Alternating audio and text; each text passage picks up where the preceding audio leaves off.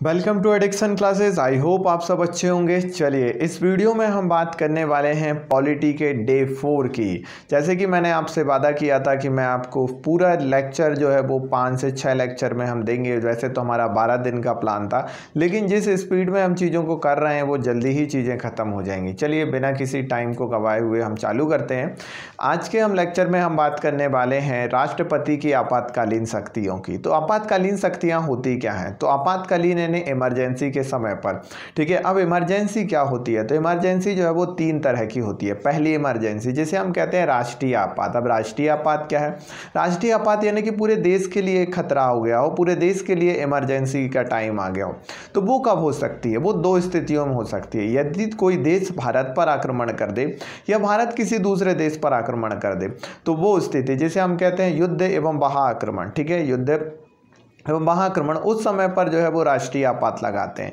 दूसरा जो होता है सशस्त्र विद्रोह, यानी कि भारत की सेना जो है वो अगर विद्रोह कर दे, ठीक है, तो उस समय पर जो है वो पूरे देश के लिए खतरा हो जाएगा, तो इसलिए राष्ट्रीय आपात लगाएंगे हम, ठीक है। अब राष्ट्रीय आपात में होता क्या है? राष्ट्रीय आपात में ये होता है कि राष्ट्रपति के पास यानी केंद्र सरकार के पास जो है वो पूरी शक्ति आ जाती है, ठीक है। अब राज्यों के पास शक्तियाँ या राज्य सरकारों के पास शक्तियाँ खत्म हो जाती हैं, अब केंद्र सरकार के पास पावर आ जाती है, ठीक है।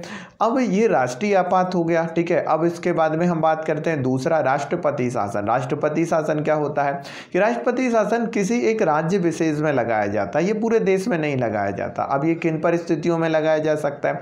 मान लीजिए उस राज्य की सरकार जो है वो बहुमत प्राप्त नहीं कर पाई, यानी वहाँ कोई भी पार्टी सरकार नहीं बना पा रही है, ठीक है। अब फिर से चुनाव होंगे, तो जब चुनाव होंगे उस बीच में जो है वो वहाँ पर राष्ट्रपति शासन चलेगा, ठीक है। और राष्ट्रपति शासन में क्या होता है कि राष्ट्रपति का वहाँ पर शासन चलेगा राज्यपाल की मदद से, यानी राज्यपाल जो है वो पूरा कामभार देखेगा, ठीक है, राष्ट्रपति के निगरानी में, ठीक है। फिर दूसरी स्थिति क्या हो सकती है? मान लीजिए जो है वो राज्य सरकार केंद्र सरकार के निर्देशों का पालन नहीं कर रही है, ठीक है, अपनी मनमर्जी चला रही है, तो उस स्थिति में भी जो है वो राष्ट्रपति शासन लगाया जा सकता है और वहां की सरकार को बर्खास्त किया जा सकता है, हटाया जा सकता है, या वहां की सरकार संविधान के तंत्र के हिसाब से काम नहीं कर रही है, ठीक है, जो संविधान में लिखा है उस तरह से काम नहीं कर रही है, तो भी सरकार को जो है वो हटाया जा सकता है, ठीक है। तो ये तो बात हुई राष्ट्रपति शासन की। तीसरा होता है वित्तीय आपात, ठीक है, जो कि मेरे पीछे छुपा हुआ है, मैं इसे हटा देता हूं थोड़ा, आप देख सकते हैं यहाँ, ठीक है। वित्तीय आपात, तो वित्तीय आपात की अगर मैं बात करूं तो वित्तीय आपात क्या होता है, ठीक है, मैं इधर आ जाता हूं। चलिए शिफ्टेड मोड पर रहते हैं अपन, ठीक है। चलिए हाँ, तो वित्तीय आपात की अगर मैं बात करूं तो वित्तीय आपात क्या होता है? तो वित्तीय आपात की जो होता है जब सरकार के पास पैसा खत्म हो जाए, ठीक है, उसे क्या कहा जाता है? वित्तीय आपात कहा जाता है, ठीक है। तो आप ये चीज़ें समझ गए कि राष्ट्रपति शासन क्या होता है, ठीक है, राष्ट्रीय आपात क्या होता है और वित्तीय आपात क्या होता है। चलिए अब हम आगे बढ़ते हैं, ठीक है। अब हम बात करते हैं हाँ कि भाई ये आर्टिकल कौन कौन से होते हैं, ठीक है। तो राष्ट्रीय आपात की अगर मैं बात करूं तो राष्ट्रीय आपात में जो आर्टिकल आएगा वो 352 आएगा। अब यहाँ पर एक इंटरेस्टिंग चीज़ है, 352 में अगर आप 4 जोड़ेंगे तो आप क्या प्राप्त कर लेंगे? राष्ट्रपति शासन, ठीक है। तो 352 में आप 4 जोड़ेंगे तो 356 आ जाएगा, ठीक है, यहाँ पर राष्ट्रपति शासन होगा। 356 में आप फिर 4 जोड़ेंगे तो ये क्या हो जाएगा? 360, ठीक है, यहाँ पर क्या होगा? वित्तीय आपात होगा। तो इस तरह से आपको पता चलेगा राष्ट्रीय आपात, राष्ट्रपति शासन और वित्तीय आपात, तीनों के आर्टिकल आपको ईजिली याद हो जाएंगे, +4 करके आपको ये पता चल जाएगा, ठीक है। अब हम यहाँ पर बात करते हैं कि अगर आपको राष्ट्रीय आपात लगाना है, ठीक है, तो किस तरह से आप लगा सकते हैं वो हम देखते हैं। चलिए तो मैं फिर से यहीं ले जाता हूँ। हाँ, तो अगर आपको राष्ट्रीय आपात लगाना है तो राष्ट्रीय आपात लगाने के लिए सबसे पहले तो राष्ट्रपति, ये तीनों ही आपात राष्ट्रपति घोषणा करता है, तीनों आपात की। अब राष्ट्रीय आपात आपने लगाया है तो 1 महीने के अंदर अंदर जो है वो संसद के किसी भी सदन, चाहे लोकसभा हो चाहे राज्यसभा हो, आपको अनुमति लेनी पड़ेगी, ठीक है। दूसरी कंडीशन, ठीक है, आपने अनुमति तो ले ली, लेकिन उसके साथ साथ आपको आपको जो है वो मंत्रिमंडल की लिखित लिखित सलाह लेनी पड़ेगी। मंत्रिमंडल जिसमें कि कैबिनेट मंत्री आते हैं और प्रधानमंत्री, यानी कैबिनेट मंत्री की आपको लिखित सलाह यानी लिख के वो दे, जब उस समय आप राष्ट्रीय आपात लगा सकते हैं। ठीक है, फिर उसके बाद में चलो आपको 1 महीने के अंदर अंदर आपने दोनों में से किसी एक सदन से अनुमति भी ले ली, ठीक है, और लिख के भी आपको दे दिया, तो भी आप सिर्फ 6 महीने तक ही राष्ट्रीय आपात लगा सकते हैं। ठीक है, उसके बाद को आपको ये प्रोसेस फिर से करनी पड़ेगी। ठीक है, और ये प्रोसेस आप कितने भी बार दोहरा सकते हैं, कोई प्रॉब्लम नहीं है। ठीक है, तो ये राष्ट्रीय आपात की बात हुई। राष्ट्रीय आपात में एक और इंटरेस्टिंग चीज़ होती है, आप संसद की जो अवधि है, जैसे कि मान लीजिए इस साल संसद की अवधि खत्म होने वाली है, संसद लोकसभा के 5 साल खत्म होने वाले हैं, तो आप लोकसभा की अवधि को 1 साल और बढ़ा भी सकते हैं। यानी कि अब जो है वो इस साल चुनाव होते, लेकिन राष्ट्रीय आपात लग गया तो 1 साल बाद आप बढ़ा सकते हैं। ठीक है, अब फिर अगले साल तक भी राष्ट्रीय आपात रहा तो आप फिर 1 साल बढ़ा सकते हैं, लेकिन एक बार में 1 ही साल बढ़ा सकते हैं। तो ये क्वेश्चन पूछा जाता है कि राष्ट्रीय आपात के समय पर लोकसभा की अवधि कितनी बढ़ाई जा सकती है, तो एक बार में 1 साल बढ़ाई जा सकती है, और ऐसे ही आप कितने भी बार बढ़ा सकते हैं। राष्ट्रीय आपात कितने समय तक लग सकता है, तो अधिकतम 6 माह तक लग सकता है। ठीक है, फिर उसके बाद राष्ट्रपति शासन की बात करें तो राष्ट्रपति शासन जो है वो आपको 2 महीने के अंदर अंदर संसद के किसी भी सदन से अनुमति लेनी पड़ेगी। ठीक है, उसके बाद में जो है वो आप इसे भी 6 महीने तक बढ़ा सकते हैं, और ऐसे करते हुए आप मैक्सिमम 3 साल तक बढ़ा सकते हैं। यहाँ पर लिमिट है, मैक्सिमम 3 साल तक आप राष्ट्रपति शासन लगा सकते हैं, उससे ज़्यादा नहीं लगा सकते। वित्तीय आपात की बात करें तो वहाँ भी आपको 2 महीने के अंदर संसद के किसी भी सदन से अनुमति लेनी पड़ेगी। ठीक है, लेकिन आप इसको जो है वो कितने भी समय तक लगा सकते हैं, अनंत काल, कितने भी समय तक। क्यों? पैसे देने का कोई ठिकाना नहीं है, कब आएगा कब नहीं आएगा। ठीक है, तो इस कारण से आपको ये चीज़ें याद रखनी है। ठीक है, चलिए अब हम बात करते हैं कि अगर आपको राष्ट्रीय आपात लगाना है, ठीक है, तो राष्ट्रीय आपात लगाने के लिए क्या कोई प्रक्रिया है? तो बिल्कुल प्रक्रिया है। आपको जो है वो विशेष बहुमत से एक बिल पारित कराना पड़ेगा। विशेष बहुमत यानी कि जो भी लोग आए हुए हैं, ठीक है, उनका 2/3 यानी 2/3, और ये 2/3 जो है वो 51%, यानी टोटल जो सदस्य हैं उनका 51% से ज़्यादा ही होना चाहिए। ठीक है, यानी कि 273 से ज़्यादा ही होना चाहिए ये 2/3। ठीक है, विशेष बहुमत से बिल पारित कराना पड़ेगा, जब ही आप जो है वो राष्ट्रीय आपात लगा सकते हैं। फिर उसके बाद में अगर आप यहाँ पर अगर बात करें राष्ट्रपति शासन में तो साधारण बहुमत से बिल पारित कराना पड़ेगा, और वहीं पर अगर वित्तीय आपात की बात करें तो साधारण बहुमत से यहाँ भी बिल पारित कराना पड़ेगा। ठीक है, अब अगर मैं बात करूं क्या यहाँ पर जब राष्ट्रीय आपात लगाया जाता है तो मौलिक अधिकार समाप्त हो जाते हैं? बिल्कुल समाप्त हो जाते हैं, लेकिन आर्टिकल नंबर 20 और 21 नहीं समाप्त होते हैं, बाकी सारे समाप्त हो जाते हैं। राष्ट्रपति शासन के समय पर किसी भी तरह के कोई भी मौलिक अधिकार खत्म नहीं होते हैं, आपके मौलिक अधिकार बने रहते हैं।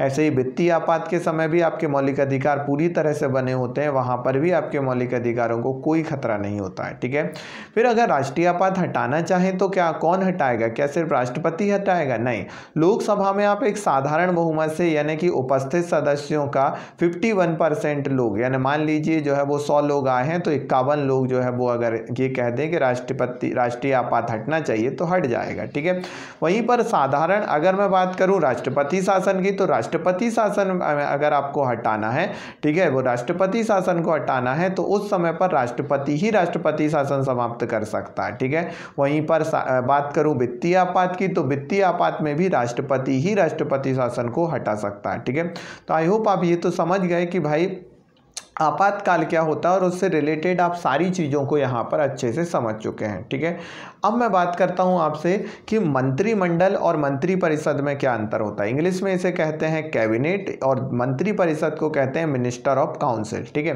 तो मंत्रिमंडल में आपके आते हैं प्रधानमंत्री और कैबिनेट मंत्री। ठीक है, कैबिनेट मंत्री कौन होते हैं? जिनके पास बड़े बड़े मंत्रालय होते हैं, ठीक है, उन्हें कैबिनेट मंत्री कहा जाता है। ठीक है, फिर मंत्रिपरिषद की बात करूँ तो मंत्रिपरिषद में कौन कौन आते हैं? तो मंत्रिपरिषद में आपके आते हैं प्रधानमंत्री, कैबिनेट मंत्री, ठीक है, फिर उसके बाद में राज्य मंत्री और उसके बाद में उप मंत्री। ठीक है, अब कैबिनेट मंत्री के बारे में तो मैंने आपको बताया। राज्य मंत्री क्या होते हैं? राज्य मंत्री 2 तरह के होते हैं, एक होते हैं स्वतंत्र प्रभार राज्य मंत्री और दूसरे होते हैं बिना स्वतंत्र प्रभार राज्य मंत्री। स्वतंत्र प्रभार राज्य मंत्री उन्हें कहा जाता है जिनके पास कोई विभाग या छोटे मंत्रालय होते हैं, वो स्वतंत्र प्रभार राज्य मंत्री हैं। फिर उसके बाद में अगर बात करें बिना स्वतंत्र प्रभार राज्य मंत्री जो है वो कैबिनेट मंत्री के अंदर में काम करते हैं, ठीक है। फिर उसके बाद आते हैं उपमंत्री। उपमंत्री के पास कोई विभाग नहीं होते हैं, ये कैबिनेट मंत्री या स्वतंत्र प्रभार राज्य मंत्री के दिए गए काम करते हैं, ठीक है।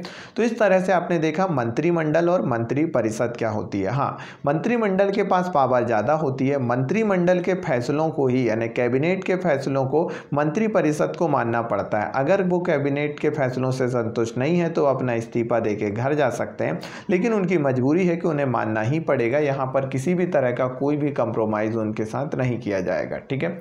चलिए, तो ये तो हमने बात कर ली मंत्रिमंडल और मंत्रिपरिषद की। अब हम बात करते हैं उपराष्ट्रपति की, ठीक है। उपराष्ट्रपति की अगर बात करें तो उपराष्ट्रपति जो है वो हमारे राज्यसभा के सभापति होते हैं, यानी राज्यसभा को वो पूरा अध्यक्षता जो है वो उपराष्ट्रपति करते हैं, ठीक है। अगर कोई व्यक्ति उपराष्ट्रपति बनना चाहे तो उसकी उम्र 35 साल होनी चाहिए, ठीक है। मिनिमम उम्र 35 साल होनी चाहिए, ठीक है। उसके बाद में कुछ और भी योग्यताएं हैं, जैसे उसके पास 25 प्रस्तावक और 25 अनुमोदक होने चाहिए। जैसे राष्ट्रपति में 50 प्रस्तावक और 50 अनुमोदक चाहिए होते हैं, यहाँ 25 प्रस्तावक और 25 अनुमोदक होने चाहिए, ठीक है। फिर उसके बाद में यहाँ पर जब इसका चुनाव होगा तो इसका चुनाव भी एकल संक्रमणीय गुप्त मतदान प्रणाली के द्वारा होगा, ठीक है। इसमें लोकसभा और राज्यसभा के कुल सदस्य भाग लेते हैं, ठीक है। ये याद रखना है आपको कि उपराष्ट्रपति के चुनाव में लोकसभा के और राज्यसभा के कुल सदस्य भाग लेते हैं, वहीं राष्ट्रपति के चुनाव में लोकसभा, राज्यसभा और राज्य विधानसभाओं के निर्वाचित सदस्य भाग लेते हैं, ठीक है। अब अगर बात करें कि राष्ट्रपति को अगर चुन लिए जाते हैं तो उन्हें शपथ कौन दिलाता है, तो राष्ट्रपति को उपराष्ट्रपति को शपथ कौन दिलाता है, तो उपराष्ट्रपति को शपथ राष्ट्रपति दिलाते हैं। अगर ये अपना त्यागपत्र देना चाहें तो किसे देंगे, तो ये राष्ट्रपति को अपना त्यागपत्र देंगे, ठीक है। राष्ट्रपति त्यागपत्र देना चाहे तो किसे देगा, तो उपराष्ट्रपति को देगा। अगर इन्हें हटाना चाहे तो कैसे हटा सकते हैं, तो लोकसभा की सहमति पर, यानी लोकसभा में आपको एक पूछना पड़ेगा कि इस व्यक्ति को हटाना है, उपराष्ट्रपति को हटाना है, तो लोकसभा की सहमति पर राज्यसभा में जो है वो बिल पारित करके, ठीक है, इन्हें हटाया जा सकता है। लोकसभा की अनुमति चाहिए और राज्यसभा में साधारण बहुमत से बिल पारित करके आप उपराष्ट्रपति को हटा सकते हैं। अब उपराष्ट्रपति की पावर क्या होती है, उपराष्ट्रपति की 2 पावर होती है। पहली पावर तो ये राज्यसभा की अध्यक्षता करते हैं और दूसरी पावर कार्यवाहक राष्ट्रपति के रूप में काम करते हैं। अब कार्यवाहक राष्ट्रपति क्या होता है, कार्यवाहक राष्ट्रपति का मतलब होता है जिस समय पर राष्ट्रपति नहीं रहते हैं उस समय पर राष्ट्रपति की जगह पर उपराष्ट्रपति काम करेंगे। जैसे ही राष्ट्रपति आ जाएंगे वैसे ही उपराष्ट्रपति अपनी जगह चले जाएंगे, ठीक है। उसके बाद हाँ, एक चीज़ याद रखना कि उपराष्ट्रपति राष्ट्रपति अधिकतम 6 माह तक ही रह सकता है। अगर 6 माह से ज़्यादा समय रहेगा तो फिर से चुनाव होंगे, यानी 6 महीने के अंदर अंदर जो है वो दूसरे चुनाव करके और राष्ट्रपति बना दिए जाएंगे, ठीक है। चलिए, और जब जिस समय उपराष्ट्रपति राष्ट्रपति की तरह काम करते हैं तो उन्हें सारे वेतन भत्ते राष्ट्रपति के मिलते हैं, उन्हें उपराष्ट्रपति के वेतन भत्ते नहीं मिलेंगे, ठीक है। चलिए, अब हम बात कर लेते हैं राज्यसभा की, ठीक है। तो राज्यसभा, जैसा कि हमने पहले देखा था कि राज्यसभा की बात करें तो राज्यसभा का चुनाव अप्रत्यक्ष होता है। अप्रत्यक्ष होता है क्यों, क्योंकि राज्यसभा के चुनाव की अगर मैं बात करूं तो राज्यसभा के चुनाव में हाँ, तो राज्यसभा के चुनाव में पार्टिसिपेट कौन करता है, तो यहाँ पर आप देख रहे हैं कि राज्यसभा के चुनाव में विधानसभा के जो सदस्य हैं वो पार्टिसिपेट करते हैं, ठीक है। विधानसभा के सदस्य राज्यसभा के चुनाव में पार्टिसिपेट करेंगे। राज्यसभा में कुल सीटों की बात करें तो 250 होती हैं, ठीक है, ये अधिकतम सीटें होती हैं। अगर बात करें राज्यसभा में वर्तमान में कितनी सीटें हैं, तो राज्यसभा में वर्तमान में जो है वो 245 सीटें हैं, ठीक है। इनमें से 233 सीटों पर जो है वो चुनाव होता है। 12 सीटें जो है वो मनोनीत होती हैं विशेषज्ञों को द्वारा। ये विशेषज्ञ कौन मनोनीत करते हैं, ये विशेषज्ञ राष्ट्रपति मनोनीत करते हैं, जो कि मैंने आपको पहले बता चुका हूं, ठीक है। अगर राज्यसभा की अवधि की बात करें तो ये अनंत काल की होती है। इसके पीछे रीज़न ये है क्यों, यानी कभी भी राज्यसभा समाप्त नहीं होती है, क्योंकि जो सदस्य हैं वो एक साथ अपना पद नहीं छोड़ते हैं। एक्चुअल में हर 2 साल में जो है वो 1/3 सदस्य अपना पद छोड़ देते हैं, ठीक है। इसके कारण से राज्यसभा हमेशा बनी रहती है, राज्यसभा कभी भी समाप्त नहीं होती है, ठीक है। इसलिए हम कहते हैं कि राज्यसभा की जो अवधि है वो कैसी है, अनंत काल की है, ठीक है। फिर उसके बाद अगर बात करें कि राज्यसभा सदस्यों की अवधि कितनी होती है, तो राज्यसभा राज्यसभा सदस्यों की अवधि 6 वर्ष होती है, ठीक है। 6 वर्ष के बाद में ये चले जाएंगे, ठीक है। अब बात करते हैं कि राज्यसभा की पावर क्या होती है। ये तो हमने बात कर ली कि राज्यसभा क्या है, ठीक है। राज्यसभा का अगर आपको सदस्य बनना है तो आपकी मिनिमम उम्र होनी चाहिए 30 वर्ष, ठीक है। अब राज्यसभा के काम क्या होते हैं। राज्यसभा के काम, पहला काम होता है ये अखिल भारतीय सेवाओं का सृजन करता है। अखिल भारतीय सेवाएं क्या होती हैं। अखिल भारतीय सेवाओं का मतलब होता है कि वो सेवाएं जो कि पूरे भारत में काम की जाती है, पूरे अखिल यानी ऑल इंडिया सर्विसेज, ठीक है। इनके कर्मचारी पूरे भारत में नौकरी करते हैं, इन्हें कहीं भी ट्रांसफर किया जा सकता है, ठीक है। ये अखिल भारतीय सेवा के कर्मचारी होंगे, ठीक है। अब अखिल भारतीय सेवाएं में भारत में इस समय पर 3 अखिल भारतीय सेवाएं हैं, IAS, IPS और IFS, ठीक है। Indian administration service, Indian police service और इंडियन फॉरेस्ट सर्विस, ठीक है। ये 3 अखिल भारतीय सेवाएं हैं, ठीक है। अब इन सेवाओं का सृजन कैसे किया जा सकता है। तो अगर अखिल भारतीय सेवाओं का सृजन करना है तो राज्यसभा में विशेष बहुमत से बिल पारित करके अखिल भारतीयों का सेवाओं का सृजन किया जा सकता है, ठीक है। विशेष बहुमत का मतलब होता है 2/3 बहुमत, जो कि 273 जो कि उपस्थित सदस्यों के आधे से अधिक जो कि कुल सदस्यों के आधे से अधिक होना चाहिए, ठीक है। तो इस तरह से, जैसे कि मैं यहाँ पर एक एग्जांपल से बता देता हूँ ताकि आपको कन्फ्यूज़न ना हो। जैसे कि 545 जो है वो राज्यसभा में सदस्य हैं, ठीक है। अब इनका आप आधा करेंगे तो ये कितना हो जाएगा आपका 222.45, ठीक है। यानी कि हम मान लें कि 223, ठीक है। अब जितने भी सदस्य आए हुए हैं उन सदस्यों का आप 2/3 जब निकाल लेंगे तो वो 223 से या 223 से ज़्यादा ही होना चाहिए, जब भी वो बिल पारित हो सकता है। ये कहलाता है विशेष बहुमत, ठीक है। तो विशेष बहुमत से बिल पारित करके राज्यसभा अखिल भारतीय सेवाओं का सृजन कर सकती है, ठीक है। उसके अलावा और क्या कर सकती है। तो राज्यसभा जो है वो राज्य सूची के विषय में कानून बना सकती है। सूचियां 3 तरह की होती हैं। एक होती है संघ सूची। संघ सूची में वो विषय आते हैं जिन पर सिर्फ और सिर्फ केंद्र सरकार कानून बना सकती है। दूसरी होती है राज्य सूची। राज्य सूची के विषय में वो विषय आते हैं जिन पर राज्य सरकार ही कानून बना सकती है। तीसरी होती है समवर्ती सूची। समवर्ती सूची में वो विषय आते हैं जिन पर केंद्र और राज्य सरकार दोनों कानून बना सकती है, ठीक है। अब राज्य सूची के विषय में सिर्फ राज्य सरकार कानून बना सकती है, लेकिन राज्यसभा भी राज्य सूची के विषय में कानून बना सकती है अगर राज्यपाल द्वारा ये कहा जाए, ठीक है। अब वो कैसे बना सकती है। तो यहाँ भी 2/3 बहुमत से बिल पारित करके कोई भी राज्य सूची के विषय में वो कानून बना सकती है, ठीक है। तो इस तरह से 2 पावर आपको याद रखनी है। एक अखिल भारतीय सेवाओं का सृजन कर सकती है और दूसरा राज्य सूची के विषय में कानून बना सकती है, ठीक है। तो इस तरह से आप ये चीज़ें समझ गए कि राज्यसभा जो है वो क्या कर सकती है, ठीक है। अब हम कुछ पॉइंट को देख लेते हैं जो कि मुझे लगा कि आपको ये पता होने चाहिए। चलिए, तो वो पॉइंट हम देखते हैं। तो पहला है अविश्वास प्रस्ताव। अविश्वास प्रस्ताव क्या होता है। अविश्वास प्रस्ताव जब लाया जाता है जबकि विपक्ष दल को ये लगता है कि इस समय पर जो भी सरकार है उसके पास में बहुमत नहीं है, यानी उसके पास में 273 से ज़्यादा सांसद नहीं है, ठीक है। तो उस समय पर जो है वो विपक्षी पार्टी अविश्वास प्रस्ताव ला सकती है, ठीक है। अविश्वास प्रस्ताव में क्या होता है, वोटिंग होती है। अगर वोटिंग में 273 लोग सरकार के पक्ष में नहीं है, ठीक है, तो फिर सरकार गिर जाएगी और सरकार को इस्तीफा देना पड़ेगा, ठीक है। यह अविश्वास प्रस्ताव होता है, ठीक है। अब उसके बाद में प्रोटेम स्पीकर क्या होता है। तो जब नई लोकसभा बनकर आती है उस समय प्रोटेम स्पीकर का काम होता है सबको शपथ दिलाना। प्रोटेम स्पीकर को शपथ कौन दिलाता है, राष्ट्रपति, ठीक है। ये इसका इतना काम होता है। कोरम क्या होता है। कोरम का मतलब होता है कि जिस समय लोकसभा या राज्यसभा या विधानसभा जब भी बैठती है तो इसकी कार्यवाही कब चालू होंगी, जब जितने सदस्य हैं उनका 1/10 या 10% लोग अगर आए होंगे तो कार्यवाही चालू हो जाएगी। जैसे कि 545 लोकसभा में है तो लोकसभा में 545 हैं, तो 545 यानी कि 55 लोग अगर आ गए होंगे तो कार्यवाही चालू हो जाएगी। वहाँ 245 लोग हैं, ठीक है, तो 25 लोग आ गए होंगे तो कार्यवाही चालू हो जाएगी, ठीक है। तो इस तरह से जो है वो जितने भी लोग हैं उनका 10% लोग आ गए हैं तो कार्यवाही चालू कर देंगे, ठीक है। अब शून्यकाल क्या होता है। शून्यकाल जो है वो भारतीय संसद की देन है, ठीक है। शून्यकाल जो है वो 12 बजे के समय पर जब बिना किसी पूर्व सूचना के सवाल किए जाते हैं तो उस काल को शून्यकाल कहा जाता है। यहाँ पर सूचना देने की ज़रूरत नहीं है, सीधे धड़ाधड़ सवाल पूछ लो। ठीक है।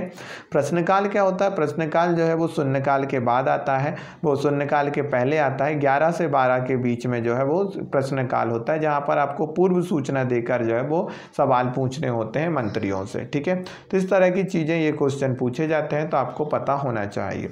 अब हम बात करते हैं विधेयक या कानून के बारे में। तो विधेयक या कानून की बात करें तो विधेयक अलग अलग तरह के होते हैं। पहला होता है साधारण विधेयक। साधारण विधेयक उन विधेयकों को कहा जाता है जिनको पास कराने के लिए उपस्थित सदस्यों का सिर्फ 50% वोट चाहिए। ठीक है। अगर वो 100 लोग आए हैं तो सिर्फ 51 लोग हाँ में उत्तर दे दें तो बिल पास हो जाएगा। ठीक है।